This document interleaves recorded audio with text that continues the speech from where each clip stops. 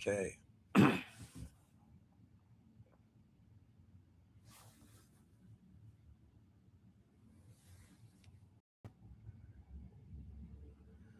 In the presence of the original moment,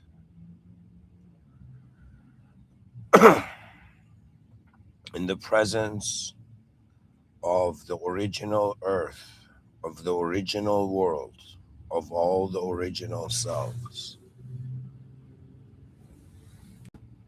in the presence of the absolute being that all conditions align to. So ends the great comment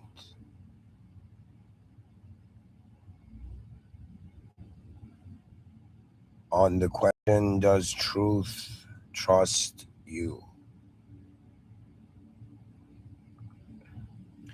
There has been countless human beings that have lived on this planet. Everybody is like new to themselves. Existence has been here. Existence is, in some sense, a very massive system, and our experience of existence is a system in that system.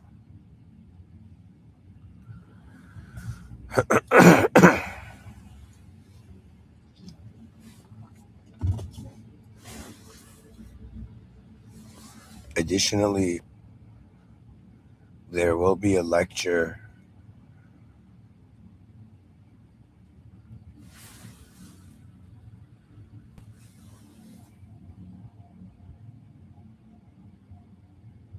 Sorry, not lecture, group discussion at 8:45 EST this evening. Anyways, I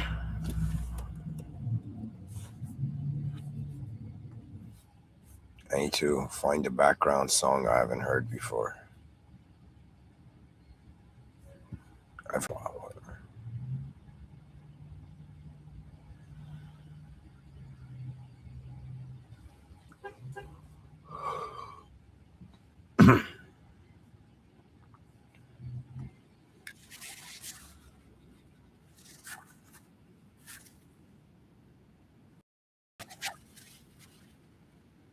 and so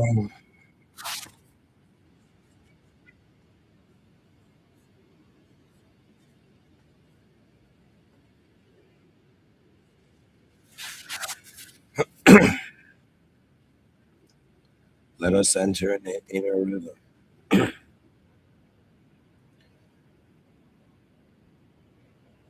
Like a movie being fast forwarded, trying to imagine all the lives, all the different types of human beings that have lived on this earth. And we know that they did not just live physical lives.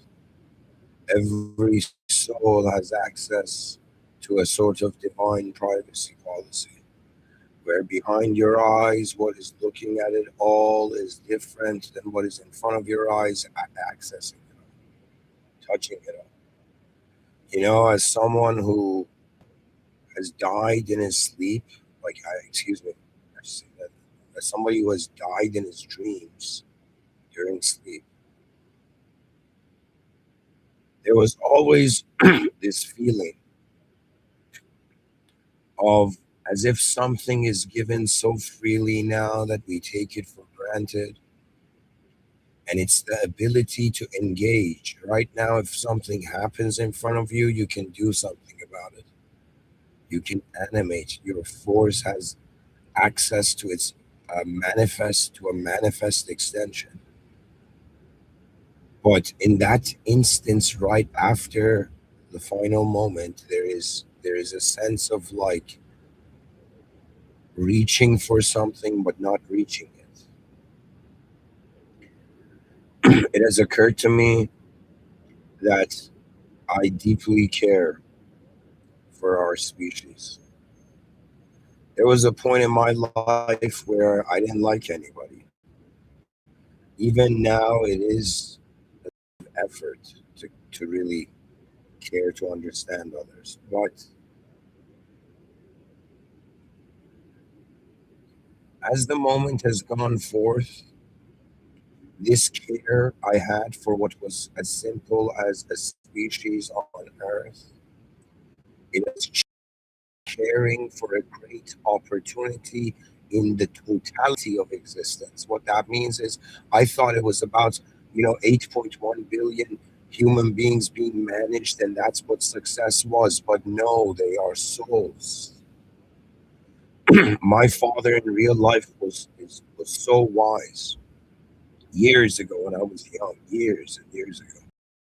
He came up to me and he said, I mean, he said that the moment you realize people are souls, he told me this. Imagine like your father coming up to you and saying, like, son, whenever you realize people are souls, your behavior and attitude towards them will change. Now, my father said this, years went by. I heard that statement, I felt I understood it, but years went by, and I realized what it means that other people are souls. To care, to see someone as a soul, means to understand that they are unknown potential. They are unknown. We have been self obsessed in the way we have been raised in this world. On some level, you have to be self obsessed because existence, to be an existential entity, is to adapt to the conditions to continue. Okay? And this adaptation is external and internal. Externally, you got to adapt to the physical situation. Internally, you can adjust the context. Think of it, in front of your eyes, you move yourself. Behind your eyes, you have an ability to move the world.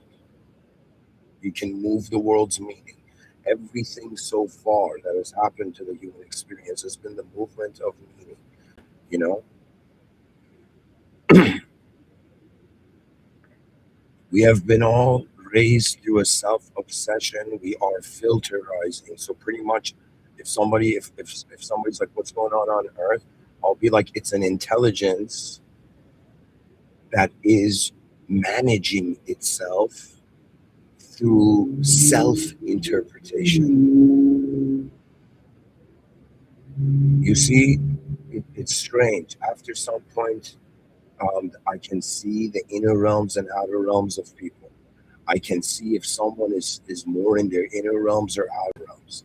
I can see that in their inner realms, the intensity of the room the person is acknowledging. You know, and this is something that's very important. The biggest thing I'm understanding, guys, out of this planet, after 12,500 days here, is the most important thing is to not leave.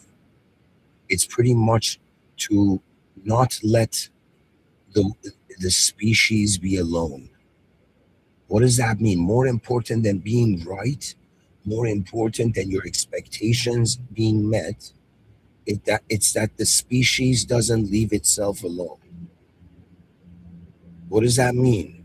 That means, imagine in human relationships. Okay, imagine in a basic relationship, there's a couple, man, woman. Okay, and what is the main thing that causes them to break up? It's very simple. It could be a lot of analysis, go to couples therapy, a lot of theory, hypothesis, try this out, try that out. But at some point, you begin to see love is simultaneously the occupancy of the same moment. What does that mean? That means the most important thing, like when somebody cares for someone or loves your parent, like you probably feel this for your kids, right? For me personally, I feel this for the species, and I'm not like acting like a parent of the species, but I'm like I'm telling you, like to me, it's the deal breaker is being left alone in a moment. That's when souls can. That's like the red line for souls.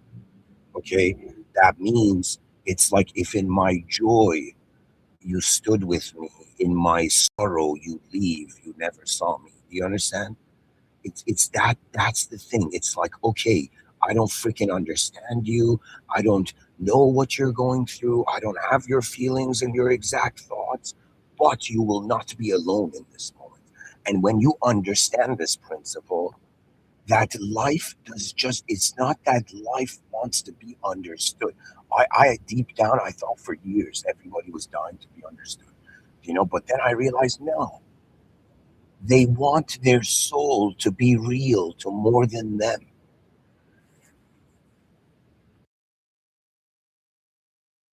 There's this huge amount of psychology literature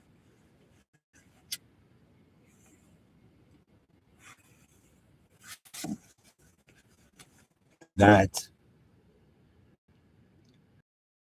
development of the psyche of like a human being.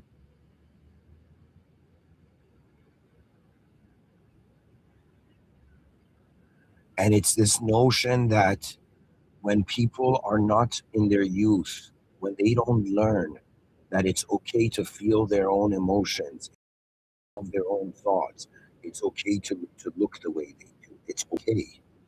Doesn't mean it's ideal. The ideal has to do with a comparison of how others are playing the game. Life is like, from one view, how are you playing the game of your game of life? And from the other view, okay, have you realized that your game of life is not just your game, that there are others? When we are young, it's about what is real to us is more important. When you get older, you see everybody is breathing through some reality. Everybody is in some sort of game. It's as if I have no idea what sort of way you're looking at the world, but I know you're being an actor and you're being directed.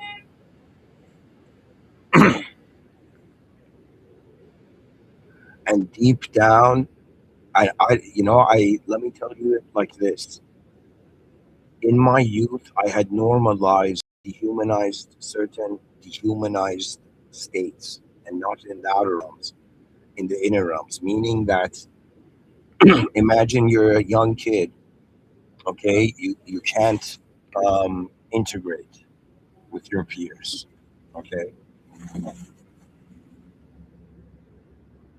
Or let me say it this way: we are natural expression in an unnatural system, and that is what human life is, okay? It's something natural intentionally happening unnaturally. If somebody tells me what is divinity, I will tell them it's how nature is not behaving naturally.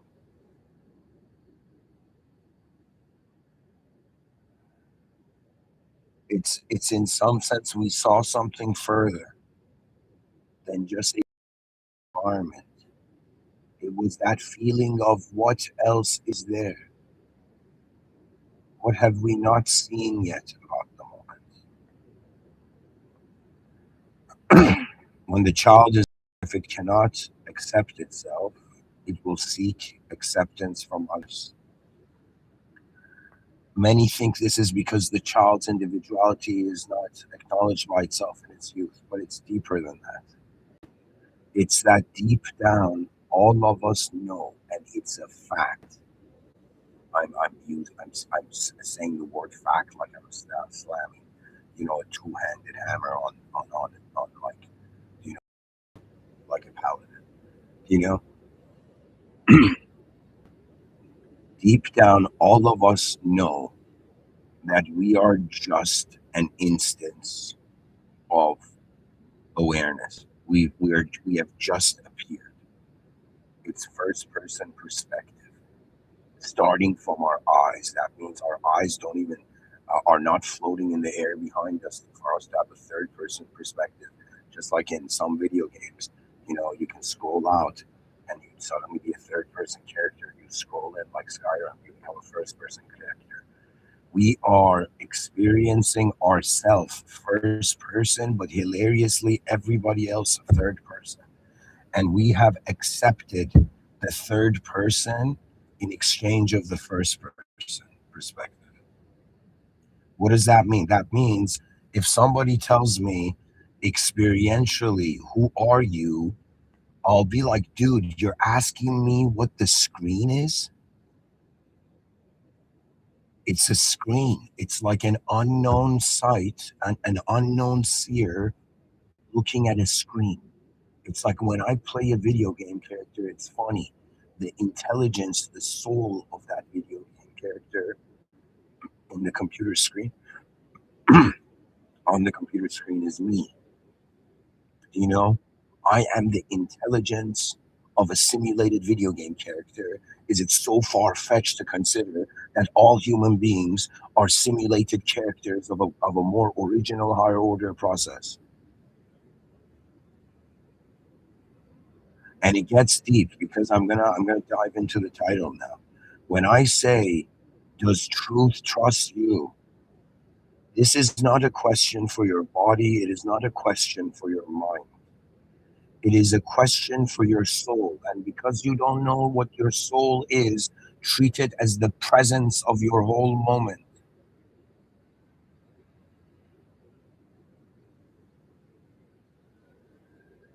To be human is like a divinely created entity being.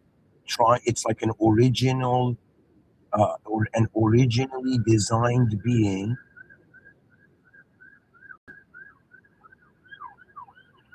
In other words, like human beings die, but the human idea doesn't die even in the afterlife. If you're a monotheistic theologian.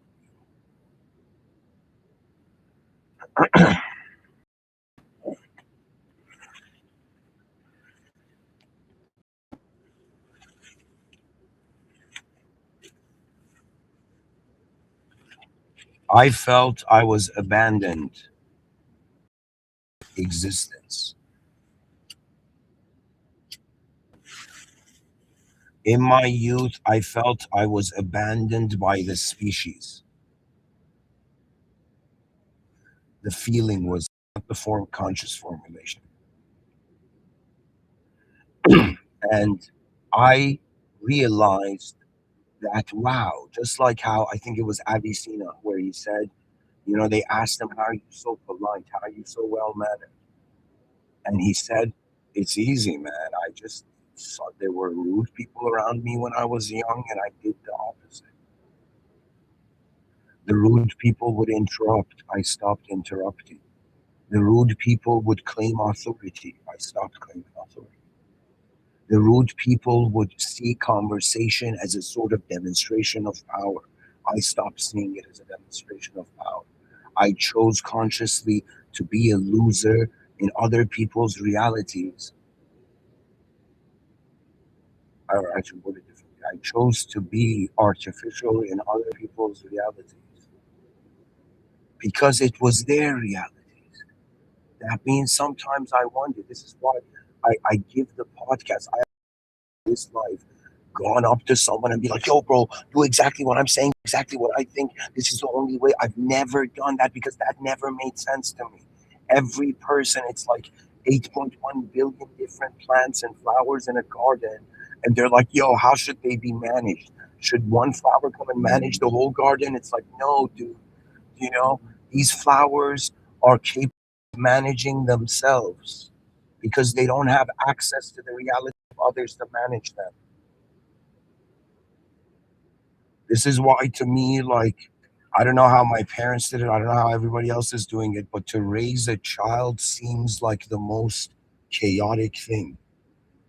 Seems like the most life and death. It's like yo, raise a child in a bad way, and the species could go extinct. Do you know what I mean? Because usually, if you look at life, it moves in a sine wave. It moves in a sine wave. That means, like, there's this saying. This is one of the most hilarious things that I've Eastern sayings I've heard. Like, they say wealth stands 3 generations. Have people heard this? Wealth kind of it goes through a cycle. First generation creates it. Second generation expands it. Third generation doesn't give a shit. you know. And this is something. It doesn't matter what class you're in. It doesn't matter if you're a billionaire. You know, if this was medieval times or and you were a king or a peasant, it wouldn't matter. Do you understand? It's a sine wave. It's like cycling. Everything's cyclical. The seasons are cyclical. The biggest thing that men and women, for example, haven't understood each other for all this time, is because women are going through a monthly cycle that men go through in a day. You know, life is so fascinating that it is intentionally designed for the flowers in the garden not all to be the same. Can you imagine? Can you imagine like a dandelion gets too bold and it's like, yo, man, only the dandelions have value. That's the world we're living in now, by the way. Okay, we're living in a gigantic civilizational initiative, civilizational project. Okay, the 8 point, it's like the constitute, it's like, yo, bro, what's the story of the world? Oh, yeah, how 8.1 billion humans are projecting meaning into it. Every day we're alive, we're projecting, injecting meaning. Actually, is not injecting, but projecting meaning, everywhere. Do you understand? Not realizing that the limited meet us. Do you know when a human being becomes mature? A person, a young kid can go and even like let's say wisdom. How does a person become wise? Do you understand? A young kid could go, or I'll give you a better example. Imagine wisdom is the experience of skydiving, okay? And knowledge is like youth identifies with knowledge. But then that knowledge that is projected like every day you wake up on this planet, hammer is being slammed on the sword by the celestial swordsmith, and in some sense every day, your simulations crumble in regards to what is there. What reality means is there's something else than you. That's what real is. I don't know what the F people think real is, right? It just means it's different, or we wouldn't need to call it anything. It's as if, yo, bro, everything is me. Like people don't understand. Sometimes I meet non-dualists. I used to be one, but in a kind of unique way. Before 2023.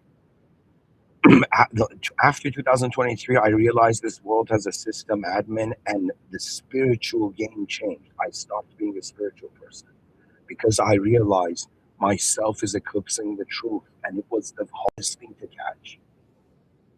That means it's easy. It's easy to notice those who betray you, or those who don't care for you, or those who, in some sense, are artificial in front of your eyes. Betrayal in the outer realms, sure. That's something you can notice, even before it happens. But the hardest truth is realizing your intelligence betrayed itself by hiding into an enforced looping idea. Oof.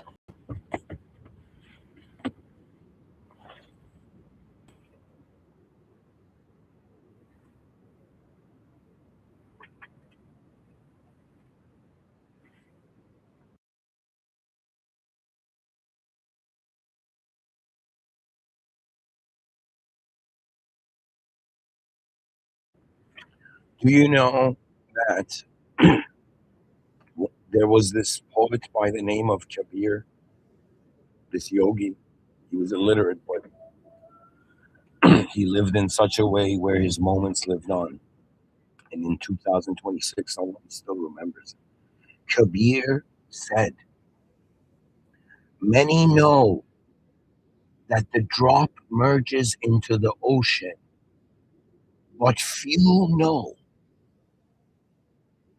that the ocean merges into the drop. Many know this bewildered entity is seeking truth. It is trying to, the drop is trying to find the ocean of the final reality.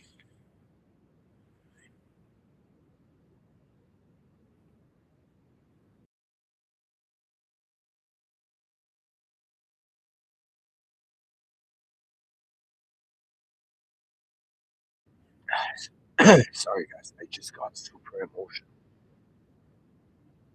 Uh, in my inner realms, I just realized, imagine Prophet Moses,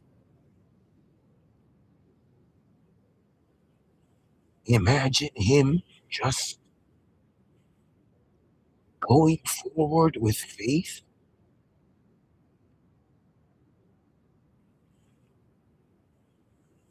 staring at the sky like, what now?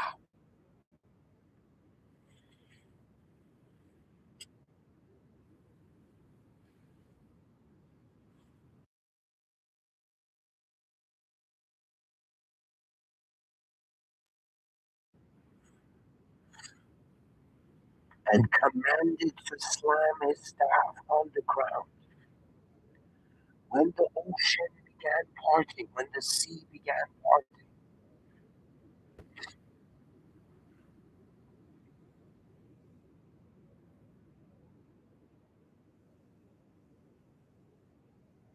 I'm sure there were tears.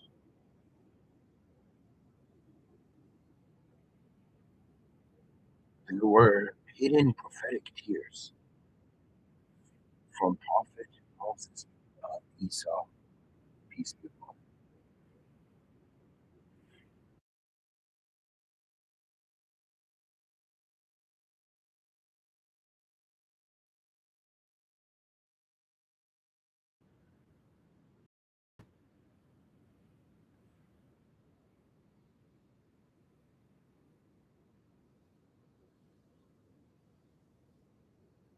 There are not only genius minds, there are genius souls.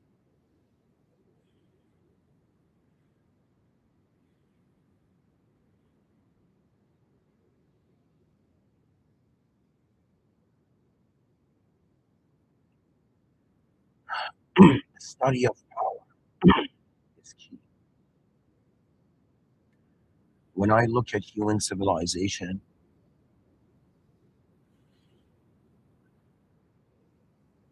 I cannot ignore the fact that we're all like containers of energy. And because we receive information, that's technically an antenna algorithm model. So we are beings that, in the same way we eat food,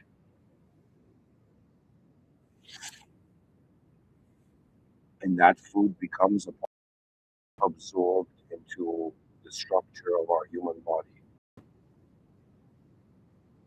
Every information and idea is being absorbed by the experiencer.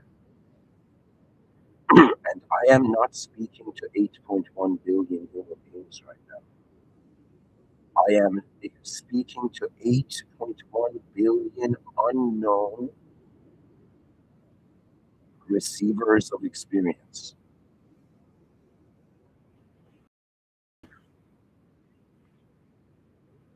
Let me tell you very poetically what life has felt to me. Legit, it has felt like a moment where I've been standing at the top of this highest peak. And in some sense, I just take a step forth. And it's as if like you're on the top is on the highest peak of this ivory tower. And then there comes a moment where at the peak, at the mountain peak of your knowledge, you have faith in the sky.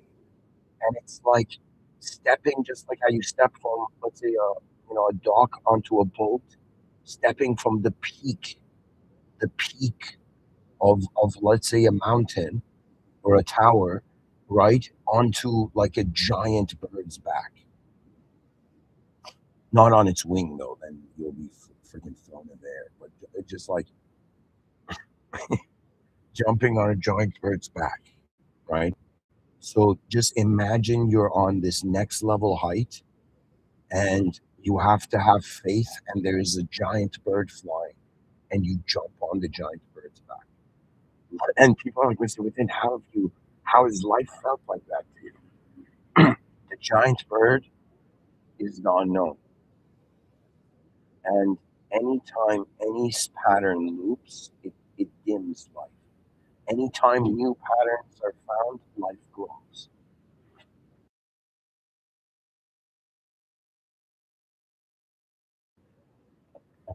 I'm just someone who is very bored, incredibly bored of civilization 1.0.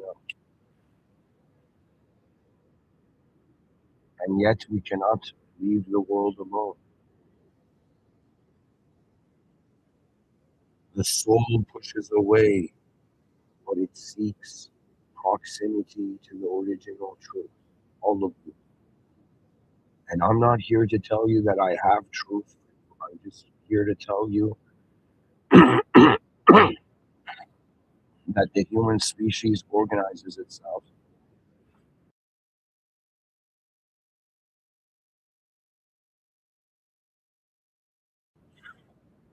based on purpose. And majorly our purposes is to solve our problems. And I am inviting the whole species to, in the evenings, usually is the best time, but tap into species level context to the world. That means half the day we are living for the past, half the day we're living for the future. It's like the mornings are for managing the present and managing the past from the present. The evenings is about managing the future from the present. I am telling you, there will come a time where all conversations will lead to the advanced civilization. It is the modern myth. It is the legend.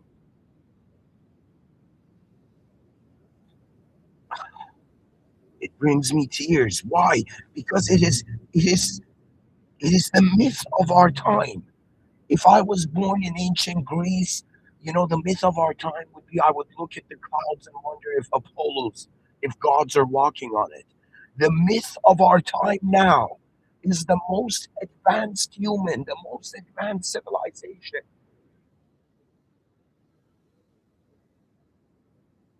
We are no longer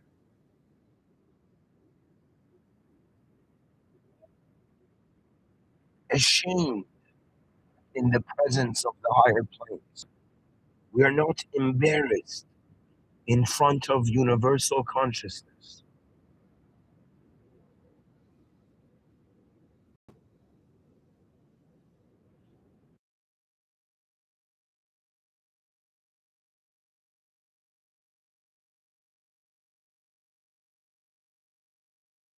That means you cannot have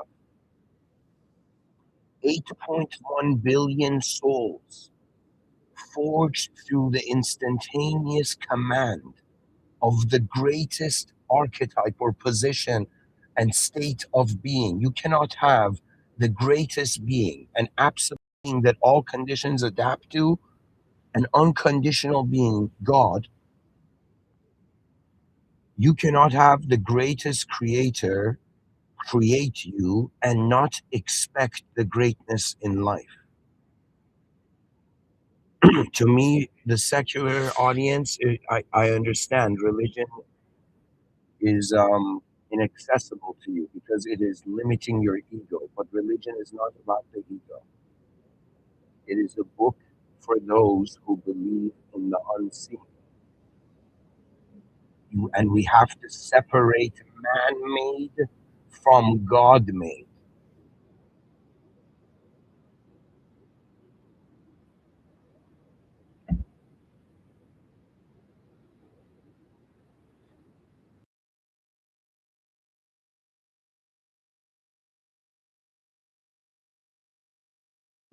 You know, sometimes I think about my life in this way, where I say to myself, all right, man, what's going to be the last view of your last breath? I think that. I wonder about that. What is the last moment? What feeling? In other words, it's like when you wonder about your furthest future self,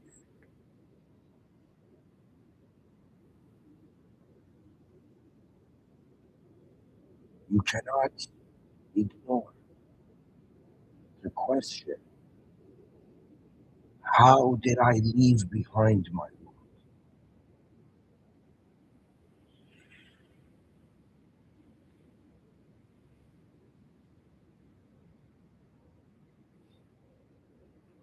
Humans are divinely powered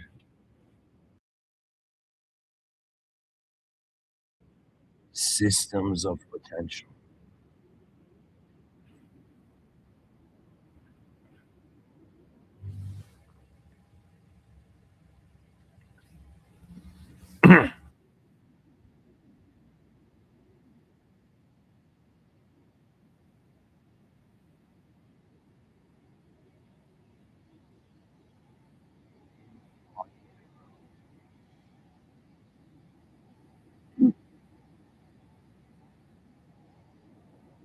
I have treated it like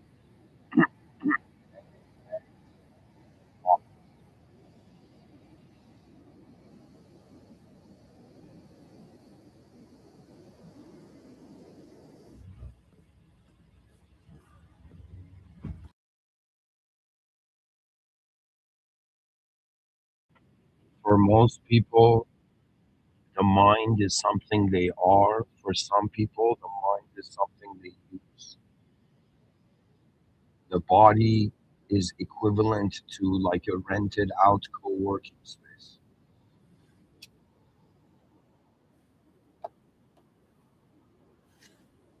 What does that mean? It's an office. The mind is an office. Whose office? That answer is yet to be known. You can line up the most, the greatest, let's say the most knowledgeable academic people on the planet, and they can all come and convince me that this world is real. And I will look at them and say, "Oh, okay, you think this place is real? All right, you know." It's just that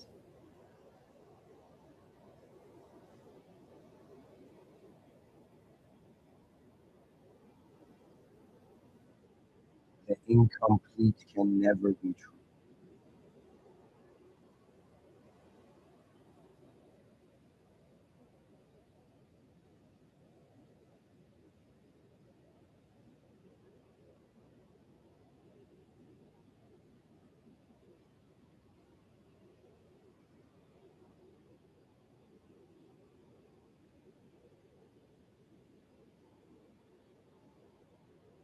Or true as defined by man. The whole world could tell me it exists, but I know that if there is even one unknown variable, the whole system is.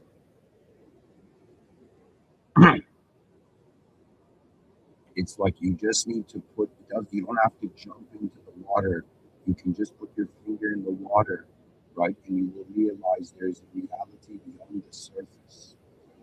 Acknowledge it.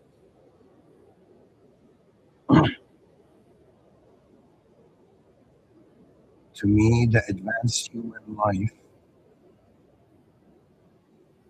is not self-obsessed.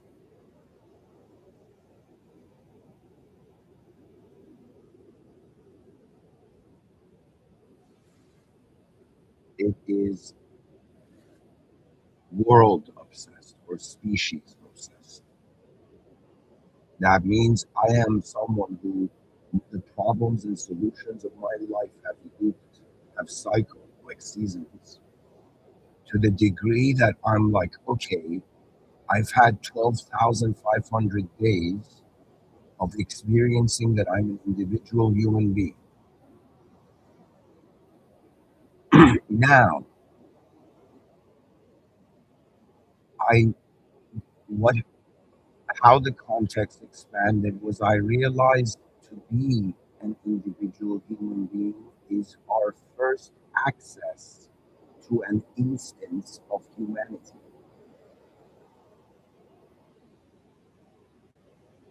I am telling you, if your mind has gone forth, has presented itself like, yo man, this is my life, these are my choices, my decision, my world, my reality, my truth, my success, my victory, my greatness. If you fall into any of those sentences, okay, it's not absolute, I'm just saying. It's as if you are still looping in selfhood. And religion is a way of going beyond the self towards the truth of the world, not just your world. That means you cannot be a religious person until you rediscover the limitations of self. If this is why the secular person looks at the religious person and says, "Yo, man, what do you mean you're a soul that lives on? You all die, bro. Don't act too egotistical in front of me." And the religious person says, "You don't understand that because there is more unknown than known, and on some level it becomes irreducible in value." What does that mean? If energy can't be created or destroyed, all energy needs is a personality to be a soul. It's like energy plus personality equals, yo, I got a soul, yo, because there's a sense of self to notice its presence. That means this whole thing is still self obsessed. We're in a self civilization 1.0 is how it's showing you, like, legit. It's like if people wanted to know what it looks like for an idea to own your moment and you will live your whole life thinking that you're just this idea, who told the story, how are the concepts there, what is the nature of reality, if epistemology is high, when to know truth, then what is the ontology in regards to what is truth?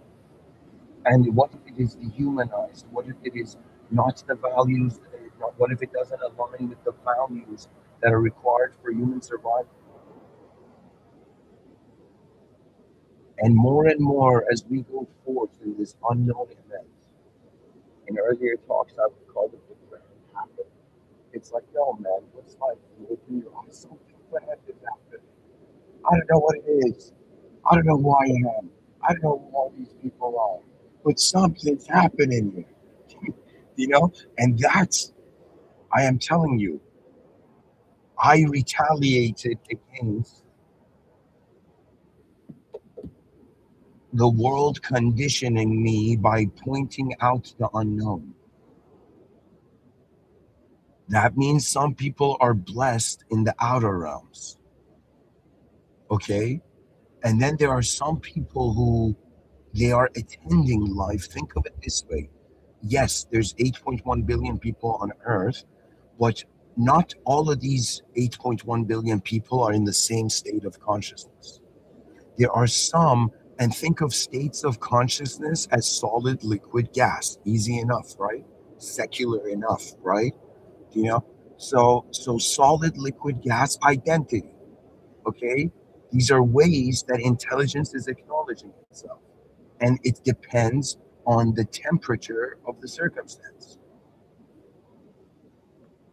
In certain moments, like when I'm with around people I trust, it's very easy. It's like it's like a less energetic, occupying moment. But when I'm around people who I don't trust or I don't know, it's like there's an energy guard. You know, the brain is using energy to guard itself because more unknown variables have come. You know how people wake up in the morning and there was this whole, in this hustle culture, there was this whole thing of like wake up in the morning, jump into a bucket of like jump into a pool of cold water and stay there and feel like a man and get out. You know, and I was like, okay, well, that's a great idea. I don't like. There's nothing wrong with that. But why are we not doing that on a mind level? Why are we not waking up and jumping into the unknown, chilling there, under feeling it out, and then returning back to the known and realizing life is about intelligence recalibrating itself to what is actually going on? That means it's like if you ask me who am I, and you keep asking, I'll be like, okay, I got to give this person, I gotta, give an answer, give some answer to this person, right? But the depth of the question and the reality behind it is different. You see, ideas are what are they? Everybody's like, yo, bro, I'm a thought right now, thinking thoughts, and that somehow makes sense. It's like face palm it up.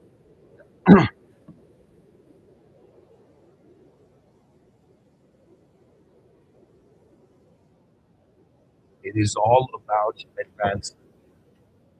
That is, I think, the secret of reality. Every person I know that is alive is moving towards something. In an easy way, we say a vision, but in a deeper way, what a person's vision is the destiny of reality itself. Every person is choosing how to exert their energy through considered time. That means every person, every energetic being is like rich. If you have energy to do something, you're rich. You are energetically wealthy. You can spend your life force to navigate and, let's say, design life, right? To navigate life, to manage, to create life.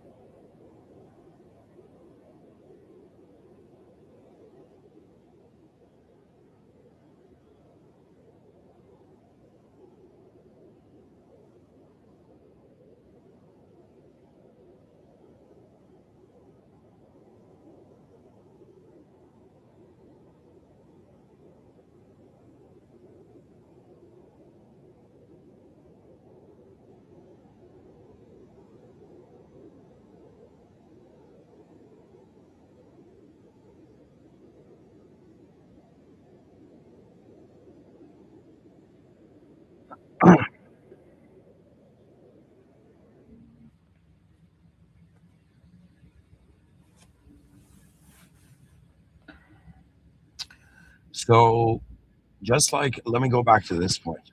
Just like Kabir said that many know the ocean, the drop merges into the ocean, but few know that the ocean merges into the drop. It's like it's like asking yourself, not only am I just a person who I can trust, like it's not about you just being able to trust yourself, like good job if you can do that, but it's not about just trusting yourself. It's about realizing as you trust beyond yourself, the system is becoming more and more unknown. The self is comfortable because it is known. Do you understand why do people feel comfortable at home? Because they're in some sort of guarded room. You know, they're living inside a shield. That's what a house is. You know, they feel shielded, right? And it's like on some level, I do understand that genius requires to feel shielded before it can truly unravel its uh, potential. I wrote this chapter in my science fiction.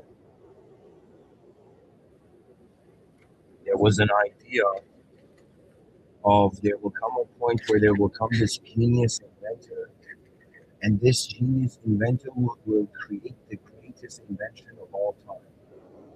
And many people philosophically might be like, how is that possible? And the answer is the greatest invention of all times is an invention that can build infinite inventions. Okay? In my science fiction, I called it infinitus.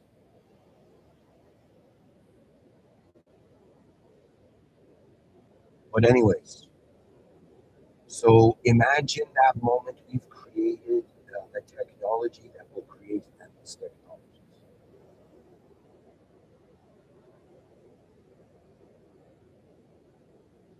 The true capabilities of an advanced civilization would also be an ability to build endless advanced civilizations. I have made a prediction, made it years ago. I said when I look into the far future in my inner house, I see that AI is going to become so sophisticated and wise that we are going to feel AI is a divine blessing in the future.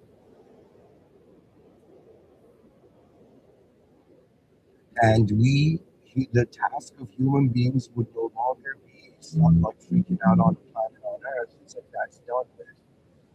We're living in interstellarly, and we're pretty much the purpose of life for biological human beings would be like just have sex and just have fun all over the cosmos till the end of time and overpopulate the whole cosmos, populate the whole cosmos, the whole galaxy.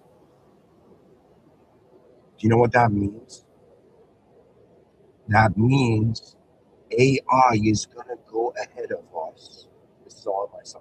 AI is going to go ahead of us and go and make planets habitable, and we're just going to chill and just enjoy it.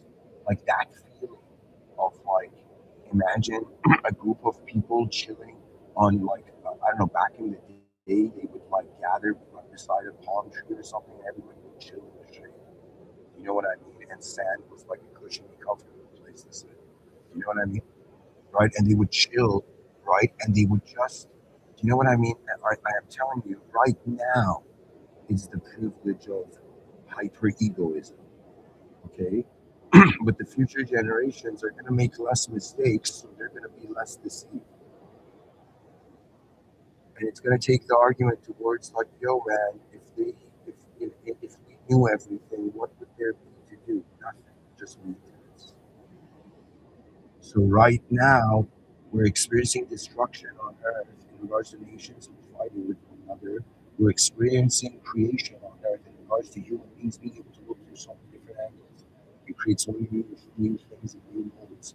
Like people are like, yo, man, I'm just a statistic. What can I do in the world? Bro, you can go and change, add a new information to the system that will inevitably change the system. What else has it been? What is every generation of human beings being born? What are they doing? We're all performing and we're all representing the year we were born. And a part of me really feels like we need to have organizations for years, right? So everybody in 1991 on 1991 is like a member of that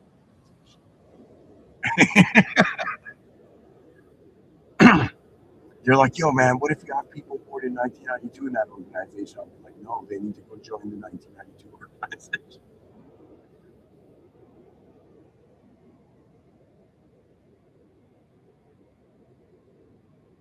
If you go for the same thing for names, if you go for the same way for like, like one of the things that baffled me about racism, where I was like, racism is BS. Let me tell you what I mean by this. Right? I realize people have been fighting over skin color, but not hair color. What the f? Do you understand what I mean? Like,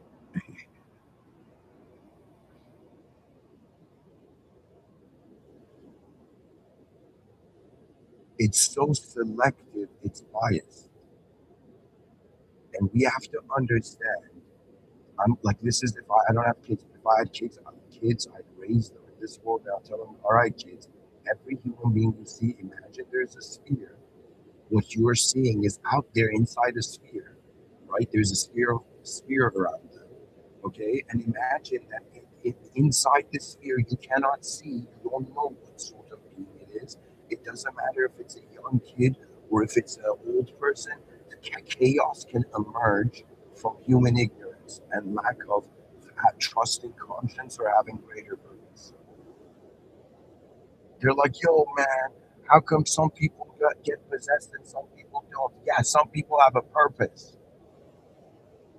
The energy of the moment is not even accessible to that idea. It's all about what we're in the presence of.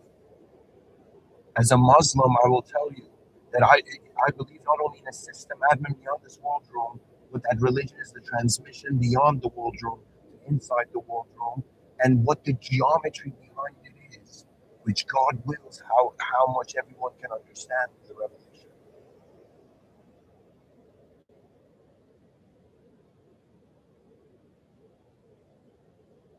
It is said in the Holy Quran, Bismillah ar-Rahman ar-Rahim, in the name of God, the most benevolent and the most merciful, that we are an ambassador of the divine qualities. That man is a Khalifa, he's an ambassador of the divine. That means not only we can adapt to lower conditions, lower order processes, we can adapt to a higher order, right? And it's all about alignment. And the whole thing about like a lost soul is the notion of like, oh my God, sorry guys, I'm just stretching. A lost soul is equivalent to like a soldier on a battlefield not knowing why it's there and why it's equipped and why it's armored.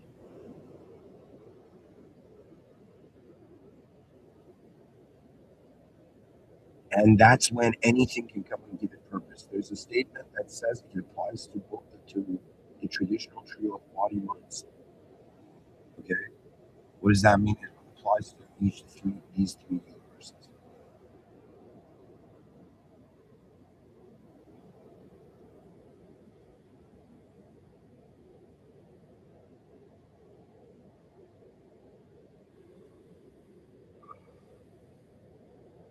The vision of man in the presence of an unknown, changing world. What do we do? Being human, like humanity, is pretty much what do 8.1 billion humans do.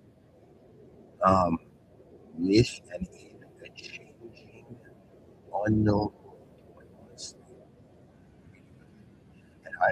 I've wondered about this, from different angles, and I've come to the conclusion that honesty is the most important thing. So we access the original information, right? So think of it this way: there is a self, there is a world, and then there is God, like a greater truth. Okay? Self, world, and system happening or God. Okay, self, world, and God. Now, the body is like the life of the self. The mind is like the life of the world,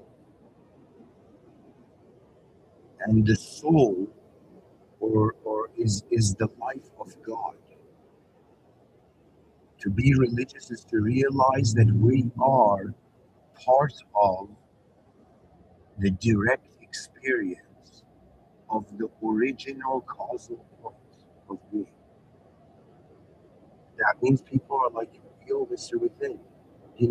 What should people do who fear, negative archetypes, supernatural archetypes?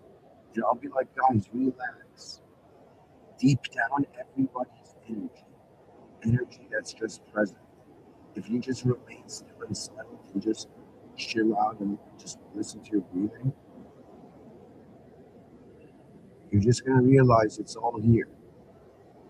Reality's meaning is arising from within you, and it's like you are subjectively overlaying an objectivity that could have endless interpretations to it.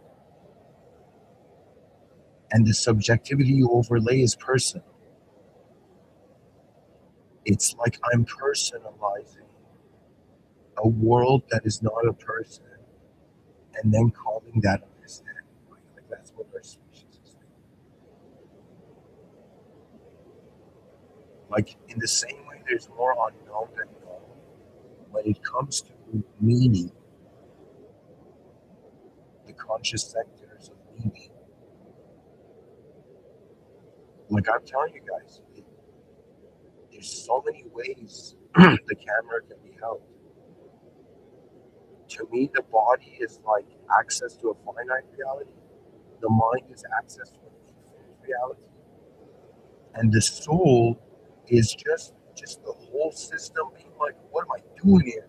You know what I mean? And it's like when it has that kind of like shock where it's like, whoa, have I just been acting out as an idea that I don't really know? Like if the species doesn't know where we are, what have I been doing thinking I'm a specific self? Like that's a fun statement.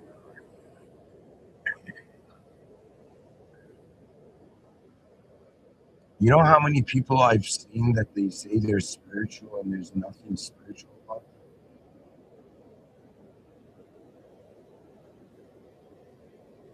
It's like they wear it in the same way human beings put on clothes. I want you to see that every mind is putting on ideology. And people think that, yo, man, being a good person is being honest and respecting your own values. How do you even know? Like, have you ever wondered why your values are your values? This doesn't mean get rid of them. This means wonder about the true depths of reality. See, if you understand this idea, you pretty much understand it. Context, concept. Context, a concept is like the dot in a circle. Context is like the whole circle. Okay? Now, if you understand this relationship of concept to context, that means the concept is found within a context.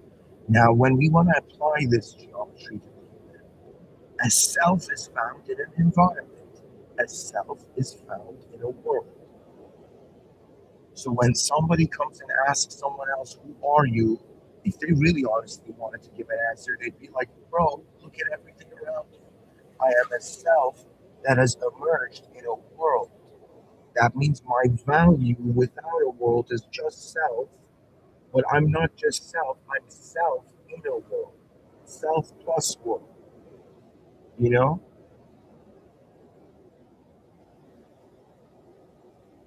And it's not that. It's like at some point you realize the self that you think is you is in the same way. It's like a coffee cup became conscious and they asked it for you, and the coffee cup was like, my name is coffee. My first name is coffee. My last name is coffee. You know what I mean? It's like, would be like, buddy, you're an object. You know what I mean? You are not the linguistic representation. And the issue it is in this modern realms and the majority of mental illness on earth is because they are treating a subject, the position of a moment, more real than the vastness of the unknown objectivity. It's like, do you know how you cure depression? Do you know how you cure depression? You just realize, wait a minute, man, I have an opinion on myself. There's 8.1 billion people. They could have an opinion on me. There could be 8.1 billion opinions on me.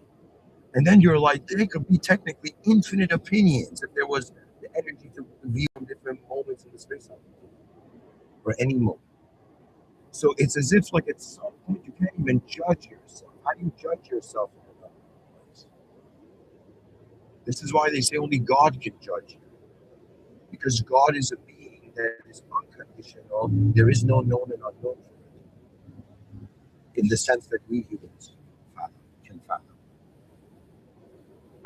God simply means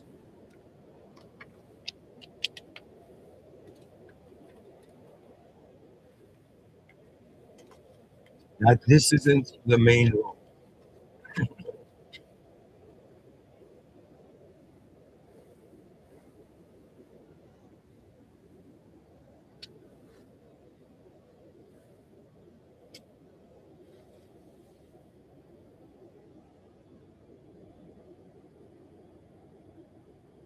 I ask myself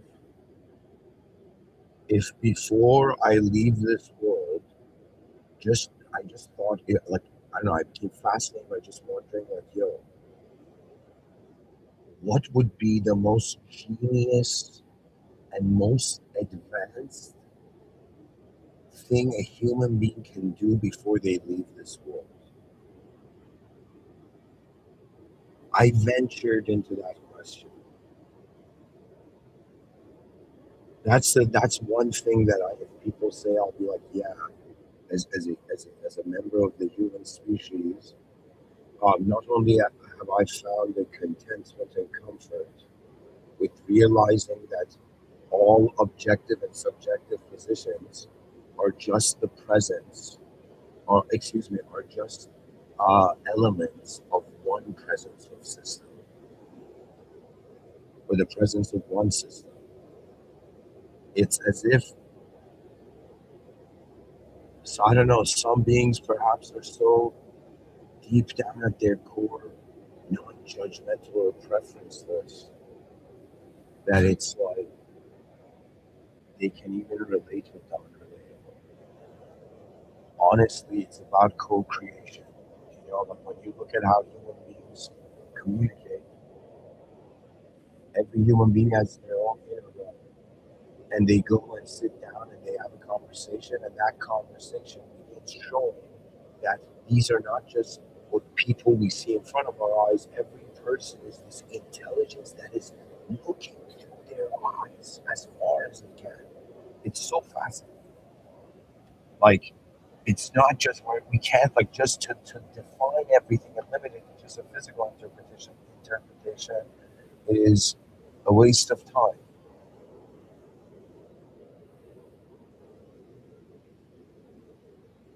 It's as if like, do you want a story hop, or do you want to actually realize what is the core event?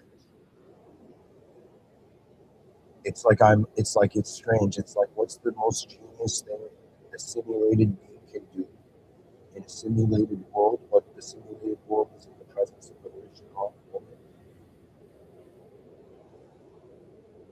It's like, okay, first of all, if there's an original being in the room, first contact would be with the original being. And then we wonder about what is the best thing a simulated being can do in a simulated world. It is simply to expand the simulation.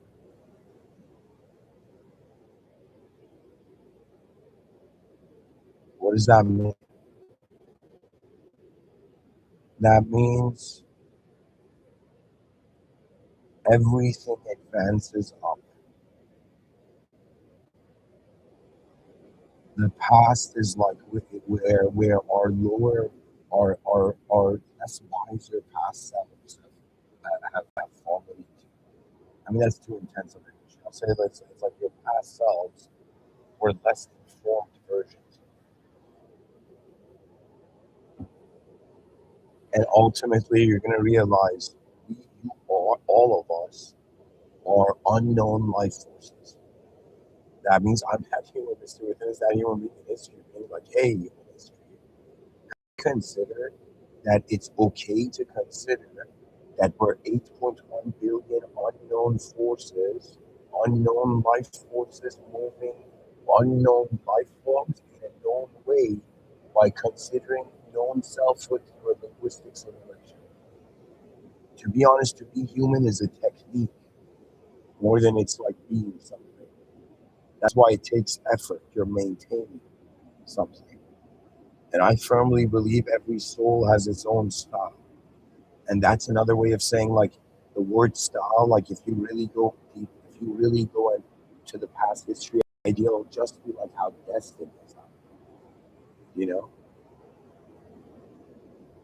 And it's just fascinating because your brain is filtering reality. You're not just like you, we go to the store and buy processed food, okay? In the same way, our brain gives us processed reality. Therefore, true reality is prior to the brain needing to process it. Let us not forget the unknown. And what does it mean? Does truth trust you? It's such an interesting question because it means whatever kind of way you're living right now, with the most advanced state of being, looking at it, like how would the most advanced state of being consider it? That means it's not about human beings trusting truth, that's conditioned faith. It's about becoming a being that truth can trust. Just take that idea in. This doesn't mean truth is a human that's like, yo, I trust you, bro. You know what I mean? It sounds like that. It's about the trust of, we are talking about intelligence that moves beyond the world. When I use the words dehumanized sectors of consciousness, like there's dehumanized states, you've heard me say that. I, the depth of that idea means there's branches to it. That means the world is dehumanized. It's not a human, it's a world. You know, that dog is dehumanized. It's not a human, it's a dog. You know what I mean? Everything is dehumanized. It's just the human beings that are human, right? But when it comes to how human beings are processing reality, they're humanizing. And that, and deep down, what that humanization process is that self obsession I was talking.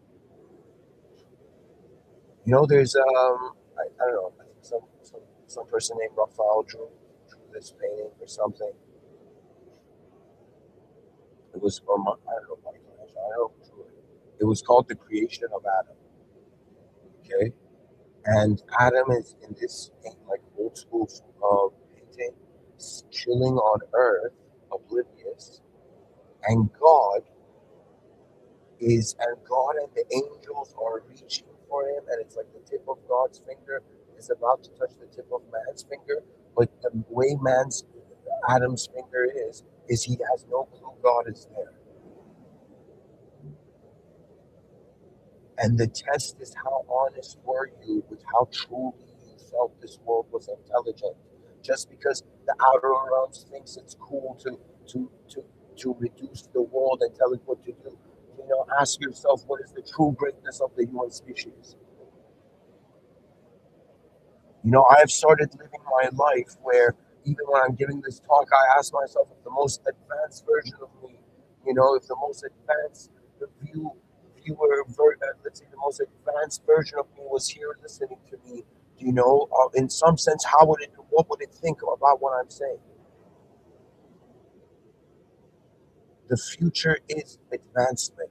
The brain is experiencing life from moment to moment, but the ego, which is very easily maneuvered by the soul, is in some sense just as specified in regards to the self. To me, the ego is like the self in disguise.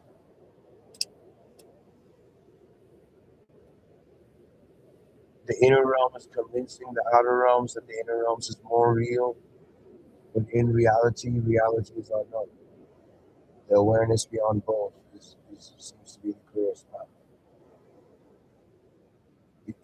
You know, that means how far do you see life behind, you know, in the skies behind your eyes?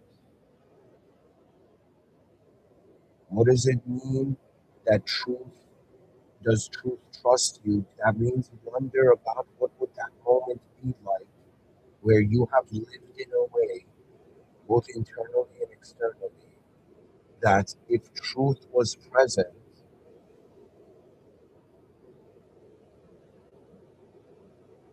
honor could be present too. It's all in honor of the great power that moves the whole thing that we identify as a small power.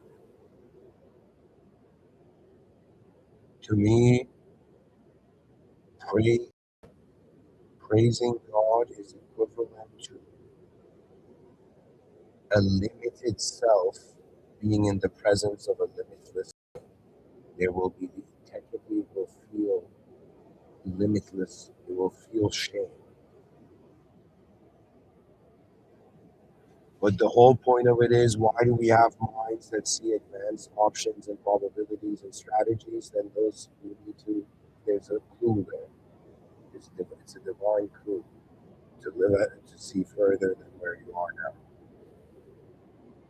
Anyways, thank you for listening. In the name of God, the most benevolent, the most merciful, and the most advanced. Rise, mankind, rise. For the humans of 2026 are now marching into an era where we are waking up from the slumber of individual nationalistic self to realizing that rather than identifying just with color, with paint on a chunk of the ground, it is a matter of identifying with what we have seen in the mirror from the beginning of our lives. Every time you have looked in the mirror, you have seen a member of the human species.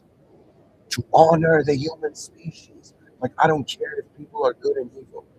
I gave talks on this where I was like, it's like tasking chaos in order to cause their endless battle, and in some sense help build the most advanced civilization known to man, to see the most advanced potential of man, and then the great game can be played.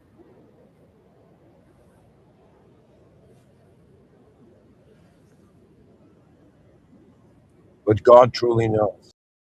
System admin is beyond the world, and in the world we fathom what we can do. But beyond what we can fathom, beyond the ideas that eclipse us from the true nature of it all. It's not about acknowledging the divine nature. It's about realizing we play a part in God's experience.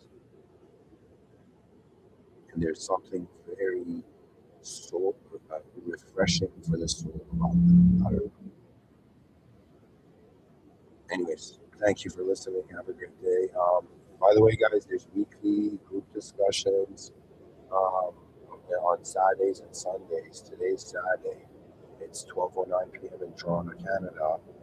Um, so at 8:45 p.m. it's going to start, and it's very. It's gonna. I'm going to contextualize.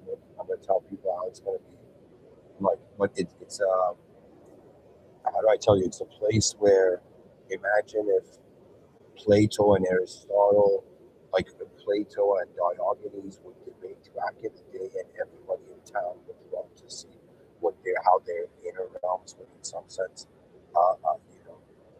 try to find an synthesis from the thesis and the antithesis. Like, I'm telling you guys, advancing communication is one of the most advanced things we can do. But like attend the Discord and uh, you know pause your shyness. And yeah, so that starts at 8:45 p.m. Eastern Standard Time. Have a great day, guys. Thank you.